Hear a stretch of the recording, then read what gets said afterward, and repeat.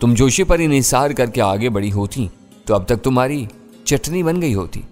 मेरा अंदाजा है कि दिन में वीरा से फोन पर बात करते हुए जोशी के दिमाग में कोई साजिश नहीं थी। सारी खराबी उस वक्त पैदा हुई जब राब्ता होने पर चोपड़ा ने उसे $50 लाख का सब्ज बाग दिखाया और अपने जाल में फांस लिया। गजाला ने कहा, अब इन फजूल बातों पर सर खपाना बेसूद है। मैंने एक मरतबा फिर वो मौजू वहीं ख़त्म करने की कोशिश की, मगर वीरा ने मेरी बात उचक ली। मेरी गलती के नताइज सामने आ चुके हैं, अब हमें इसका तोड़ निकालना चाहिए, वो बोली। बस आज रात का इंतज़ार करो, मैंने सोचते हुए जवाब दिया। 12 बजे तुम उसे फ़ोन करोगी तो मुझे पूरा यकीन है कि वो चोपड़ा से कोई राब्ता न होने की कहानी सुनाएगा। ये झूठ अब उसकी मजबूरी बन चुका है। चोपड़ा उससे पल पल की खबरें ले रहा होगा। मुमकिन है कि वो अपने दफ्तर की इमारत ही में छुपा हुआ हो। बात करते करते तुम भी पटड़ी से उतरने लगे हो, वीरा ने हंस कर कहा। अभी तुमने रात के इंतजार का मशवरा दिया था, रात को क्या करोगे? जोशी की सरकोबी नागुज़ीर हो गई है। अभी बात उसकी ज़ात तक महदूद है। उसे उसके हाल पर छोड़ दिया गया तो शहर के सारे बदमाश और शोहदे सर उठाने लगेंगे। मुझे तुम्हारी और उसकी गुफ्तगू का इंतजार है। वो होश में ना आया तो फिर हम आज रात ही को उसे उठा लेंगे। यह इबरत का मकाम है। सुल्तान शाह आंखें मूंद कर बुड़बुड़ाया।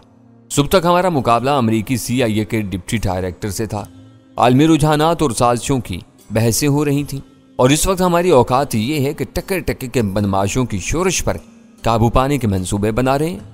सच कहा किसी ने, ऐ औरत, तू चाहे तो मर्द को इंतहाई बुलंदियों तक ले जा सकती है और जब चाहे इसे चश्मे ज़दन में तहतुस सरा में पहुंचा सकती है। अब मुझे तुम्हारी जुबान की खारिज दूर करने के लिए कोई मरहम तलाश करना होगा। वीरा ने खिफ़त अमेज मुस्कुराहट के साथ कहा, तुम बोलने पर आते हो तो दुनिया की कोई ताकत तुम्हें जहर फशानी से नहीं रोक सकती। मैं अपनी गलती मान चुकी हूं तो अब तुम वही लकीर क्यों पीटे जा रहे हो? मुझे शर्मिंदगी इस बात की है कि मैं भी तुम्हारे चक्कर में आकर रोंदा गया, बिला वजह घर से तुम्हारे साथ निकल खड़ा हुआ। चोपड़ा को मारने की बजाय निरी झक मार कर घर लौट आया। हालात ने यकलख्त बहुत तेजी से पलटा खाया था। CIA और रा वगैरह पस मंजर में चली गई थी और जोशी की हकीर सी जात पूरे मंजर पर छा गई थी। सुल्तान शाह का यह कहना दुरुस्त था कि एक जरा सी जज्बाती लग़ज़िश ने हमें कहीं से कहीं ला फेंका था। मैं ड्राइंग रूम में बैठा टेलीविजन देखता रहा। गजाला के साथ खलवत में गुजारे हुए सुकून बख्श लम्हों का सरूर मेरे आसाब पर हावी था। मैं जोशी पर अपने ख्यालात मरकूज करके इस सरूर को गारत नहीं करना चाहता था। मेरे दिल में जो खलिश थी नाकामी की याद के लिए वही काफ़ी थी। दोनों औरतें उठकर किचन की तरफ चली गईं क्योंकि रात के खाने का वक्त हो चुका था। सुल्तान शाह को इन दिनों अपनी मादरी जुबान के गानों से गहरा शगफ हो चला था। चाहे वीरा के पड़ोस में कमरा होने के सम्राट थे कि आखिरकार सुल्तान शाह को साजो आवाज से रगबत हो गई थी। मैंने अपनी जगह नहीं छोड़ी। मुझे मालूम था कि वीरा किसी न किसी हीले बहाने से गजाला को किचन में अकेला छोड़ेगी और अपने कमरे में महसूर हो जाएगी। जोशी को फोन करने से पहले उसने महज अपने लब तर किए थे। खाने से पहले अपना कोटा पूरा करना उसके लिए जरूरी था। जिस दिन वो किसी मजबूरी की वजह से अपने इस मामूल से हटने पर मजबूर हो जाती थी, उसकी भूख उड़ जाती थी। इस फुर्सत को गनीमत जानकर मैंने अव्वल खान को फोन कर दिया। मुझे उसकी मदद की कोई जरूरत नहीं थी, लेकिन मैं इखलाकी तौर पर उसे अपने आज़ाइम से आगाह रखना जरूरी समझता था। जोशी के बारे में उसने मेरी पूरी बात तहम्मुल से सुनी और मेरे प्रोग्राम से इत्तिफाक राय जाहिर करने के बाद बोला, मालूम होता है कि आजकल अमरीकियों के सितारे गर्दिश में आए हुए हैं। किस्मत कहीं भी उनका साथ नहीं दे रही। क्यों, अब क्या हुआ? मैंने हैरत से पूछा। जोशी के मुकाबले में वो मौजू मेरे लिए दिलचस्प था। लहरी की लाश बहरीन ले जाने के लिए अमरीकियों ने अपने इंटरप्राइज नामी त्यारा बरदार जहाज से 2 इंजनों वाला एक माल बरदार त्यारा मंगवाया था। अव्वल खान फोन पर बताने लगा, कराची से बहरीन की तरफ जाते हुए इस जहाज के एक इंजन में आग लग गई। इस वक्त त्यारा गवादर पर परवाज कर रहा था। इसे इंटरप्राइज पर वापस क्रैश लैंडिंग की हदायत न की जाती तो जहाज बहिरा अरब में गिरकर तबाह हो जाता।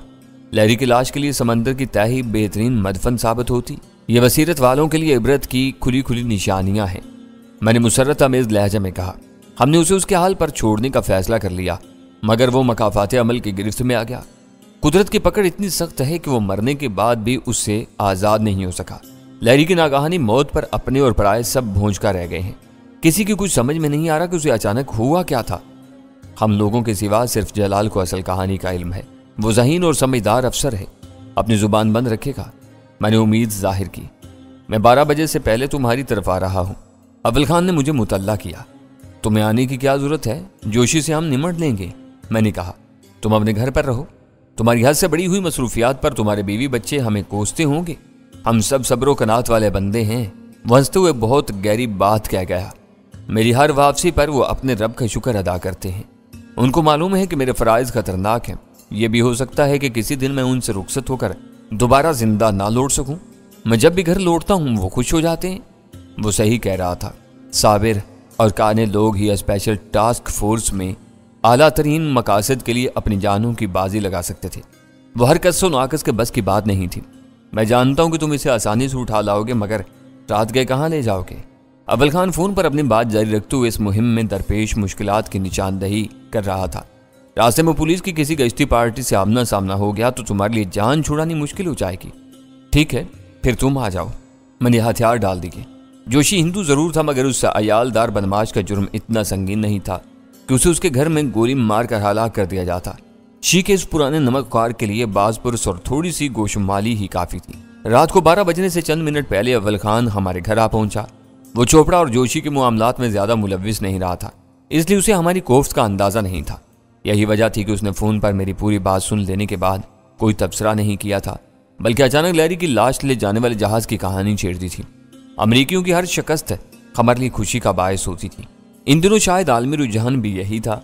अमरीकी हुक्मरानों के तकब्बुर अमेज बयानात और हद से बढ़े हुए एहसास बरतरी की वजह से इनके दोस्त भी दिल से इन्हें पसंद नहीं करते थे।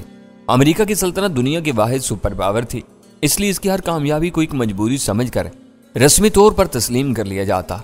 लेकिन अमेरिका की तज़हीक, तजलील और तौहीन के हर वाक़े पर दुनिया भर में आवामी सतह पर खुशी का इजहार किया जाता था। हम लोग आलमी धारे से अलग नहीं थे। हमारे जज्बात भी दूसरों जैसे हुआ करते थे। इस जमाने में सिर्फ वही लोग अमेरिका के गुण गाया करते थे जिनको ज़राए अबलाग में अपनी साख से ज़्यादा अजीज थी, या फिर वो बकरात थे जिनके घरों के चूल्हे अमेरिका से मिलने वाले डॉलरों से रोशन होते थे। अव्वल खान ने आते ही फिर माल बरदार जहाज का किस्सा छेड़ दिया। इस क्रैश लैंडिंग में माल बरदार जहाज का हवाबाज और इंटरप्राइज के रनवे स्टाफ का एक आदमी खासा जख्मी हुआ है। इंटरप्राइज के रनवे को भी नुकसान पहुंचा है। अब लाश कहाँ है? मैंने सरसरी अंदाज में पूछा। क्रैश लैंडिंग करने वाला जहाज परवाज के काबिल नहीं था। जख्मी लाश को दूसरे त्यारे से बहरीन रवाना कर दिया गया। जख्मी लाश? सुल्तान शाह ने हैरत से वो अनोखी इस्तलाह दोहराई। क्या ये लाशें भी जख्मी होती हैं? हाँ, अव्वल खान ने इस सवाल से महजूज होते हुए जवाब दिया। क्रैश लैंडिंग में ताबूत के बंद खुल गए। झटकों से लैरी की गर्दन टूट गई। कुछ देर तक इस बारे में बातें होती नहीं। इंटरप्राइज नामी त्यारा बरदार जहाज पाकिस्तानी साहिल से 50 नाटिकल मील दूर खुले समंदर में लंगर अंदाज था। अव्वल खान का ख्याल था कि वो इस इलाके में अमरीकियों की इज्तबा अमेज सरगर्मियों का एक और सबूत था। वो बहरी, बर्री और फिजाई महाजों पर पूरी तरह सरगर्म थे। फिजाई कुव्वत और सलाहियत में इनको ऐसी बरतरी हासिल थी कि फिजा की महफूज तरीन बुलंदियों में जारी सरगर्मियों के बारे में कुछ जानना आसान नहीं था।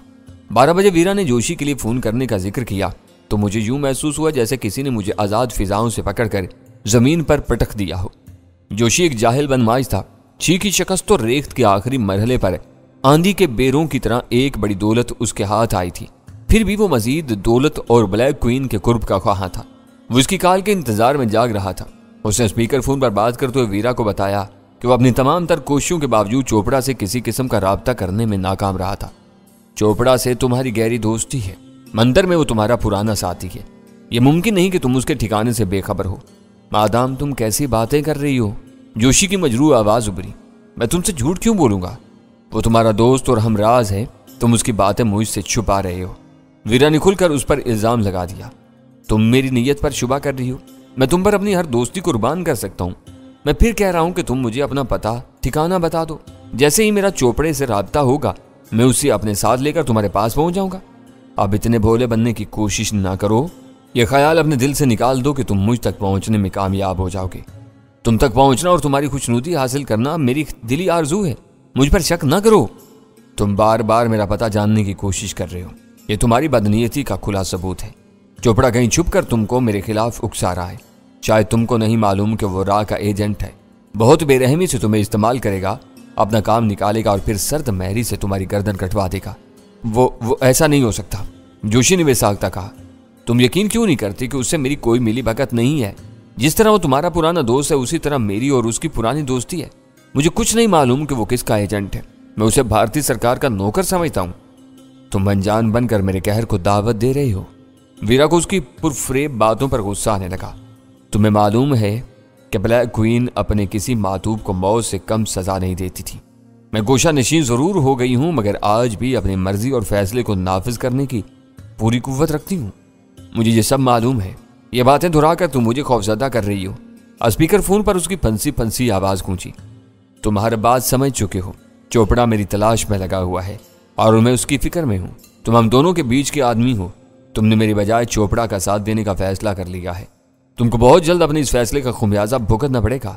جوشی فون پر مادام کہتا رہ گیا، لیکن ویرا نے اس سے مایوس ہو کر فون بند کر دیا۔ تم نے صحیح کیا ہے کہ اسے ہر بات جتا دی، میں نے ویرا سے کہا۔ وہ آسانی سے قابو آنے والوں میں سے نہیں ہے۔ لاتوں کے بھوت باتوں سے نہیں مانتے۔ اول خان سر ہلاتے ہوئے بولا، میں نے اپنے تجربے کی بنا پر اس کی آواز سے اندازہ لگایا ہے کہ یہ عادی شرابی اور خوش آمدی آدمی ہے۔ ہر طاقتور کو جھک کر ساتھ سلام کرے گا، کمزور کا خون پی جائے گا۔ تم ٹھیک کہہ رہے ہو، سلطان شاہ نے جلدی سے کہا۔ وہ ویرا کے پیر تک چاٹنے پر آمادہ تھا۔ سلطان شاہ نے وہ بات اتنی سراج سے اول خان کے کانوں میں ڈالی تھی جیسے تاخیر کی صورت میں اسے اپنا پیٹ پھٹنے کا ڈر ہو۔ سب ہنسنے لگے اور خفت سے ویرا کا چہرہ سرخ بھبوکا ہو گیا۔ اسے غصے سے سلطان شاہ کو گھورتے ہوئے کہا، بعض اوقات تم گھٹیا حرکتوں پر اتر آتے ہو۔ میں بڑھیا سے گھٹیا تک ہر شخص کے مرتبے کا پورا خیال رکھتا ہوں۔ سلطان شاہ نے بے پرواہی سے جواب دیا۔ اس بار کسی نے رد عمل ظاہر نہیں کیا۔ ویرا نے وہ بات وہیں ختم کر دی۔ چوپڑا روپوش ہو کر اپنی سرگرمیوں کا ثبوت دے چکا ہے۔ چند ثانیوں کے توقف کے بعد اول خان نے بولنا شروع کیا۔ ویسے بھی ویرا کے سوا کوئی جوشی کو نہیں پہچانتا۔ ہو سکتا ہے کہ اتنی طویل مدت گزر جانے کے بعد ویرا بھی پہلی نظر میں اسے نہ پہچان سکے۔ تم لوگوں میں سے کسی کا جوشی کی طرف جانا مناسب نہیں۔ میں اپنے کسی آدمی کو ساتھ لے کر اسے اٹھا لاؤں گا۔ سب نے ایک دوسرے کی طرف دیکھا، مگر کسی نے اول خان کی اس تجویز پر کوئی اعتراض نہیں کیا۔ لیکن تم اسے لے کر سیدھے اسٹیشن 4 کی طرف نکل جاؤ گے؟ میں نے اسے استفسار کیا۔ تم چاہو تو ادھر بھی آ سکتے ہو۔ میں سمجھا کہ وہ مجھ سے مذاق کر رہا تھا، لیکن اس کے چہرے پر گہری سنجیدگی کا راج تھا۔ میں مذاق نہیں کر رہا، وہ بے ہوش ہوگا۔ چاہو تو کچھ دیر کے لیے اسے یہاں لایا جا سکتا ہے۔ راستے سے مجھے ساتھ لے جانا۔ راہ کے ہر مددگار کو مارنے میں عجیب لذت ملتی ہے۔ جوشی کو شاید راہ کے بارے میں کوئی علم نہیں ہے۔ اس سے شدید ناراض ہونے کے باوجود ویرا نے اس کی وکالت کی۔ وہ چوپڑا سے اپنی دوستی نبھا رہا ہے تو اسے ڈینی پر مقرر کیے ہوئے $50 لاکھ کے خواب کیوں آ رہے ہیں؟ سلطان شاہ نے طنز سے پوچھا۔ وہ ضمنی بات ہے، ویرا نے جواب دیا۔ رقم اتنی بڑی ہو تو ہر ایک کی رال ٹپک سکتی ہے۔ اول خان نے روانگی کے ارادے سے اپنی جگہ چھوڑ دی۔ بمبئی بازار کی وہ سڑکیں اور گلیاں جہاں دن میں کھوے سے کھوا چھلتا ہے، سنسان پڑی ہوئی تھیں۔ دکانیں بند ہوئے دیر ہو چکی تھیں۔ پتھاروں اور فٹ پاتھ پر رکھے ہوئے سامان پر رسیوں سے مضبوط ترپالیں بنی ہوئی تھیں۔ عمارتوں کی سیڑھیوں اور بند دکانوں کے تھڑوں پر کہیں کہیں فلیٹوں کے مکین بیٹھے ہوئے خوش گپیوں میں مصروف تھے۔ اول خان نے اپنے اندازے سے جیپ ایک جگہ روک دی اور طاہر کے ساتھ نیچے اتر گیا۔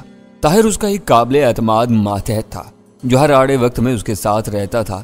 اول خان نے اس مہم کے لیے زیادہ نفری کو اپنے ساتھ لینا مناسب نہیں سمجھا تھا۔ علاقے میں خور و نوش اور پان کی دکانیں کھلی ہوئی تھیں، مگر ان کے سمٹنے کا وقت ہو چلا تھا۔ اول خان کی ایک آدمی نے سر شام ہی جوشی کے گھر کا محل وقوع دیکھ لیا تھا۔ اس وقت تک جوشی کو اغوا کرنے کا کوئی معاملہ زیر غور نہیں آیا تھا، مگر اول خان کی چھٹی حس کہہ رہی تھی کہ اسے جلد یا بادیر اس گھر کا رخ کرنا ہوگا۔ اس نے احتیاط کے طور پر اپنے ایک آدمی کو علاقے کے سروے کے لیے بھیج دیا۔ اس وقت اول خان کی وہی احتیاط اس کی کام آ رہی تھی۔ ایک ڈھلوان سڑک چڑھ کر وہ دونوں جوں ہی دائیں طرف کی نیم تاریک گلی میں مڑے۔